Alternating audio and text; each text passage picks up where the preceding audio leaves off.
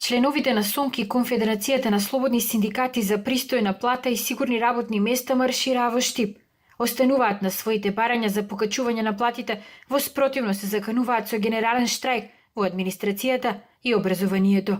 Покачување на платите од јануари 2019 година согласно процентот по кој што е покачена минималната плата, стоп за трансферот од јавен во приватен сектор.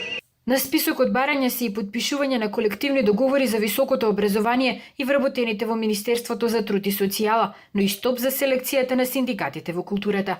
Доколку имаше слух владата, ние сигурно немаше и во Прилеп на 15 декември да протестираме, немаше да протестираме и денес. Меѓутоа, очигледно е дека овие луѓе што се овдека и огромен број на луѓе кои што се во јавната администрација се незадоволни од состојбите и по вакво лошо време се охрабрија да излезат на јавен протест. Учесниците на протестот не се оптимисти дека барањата ќе им бидат прифатени, но тие, како што велат, повторно ќе излезат на улица затоа што платите им се ниски и недостојни за живот. Без 40.000 не би требало да биде, ама би биле задоволни со 25% да покачат. Би требало, само малку тешко дека ќе послушаат.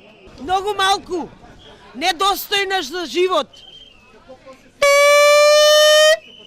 Првите синдикалисти на Конфедерацијата на слободни синдикати и на СОНК и денеска обвинија за притисоци од власта, иако претходно на социјалните мрежи на закани се пожалија наставници кои не се членови на овие два синдиката.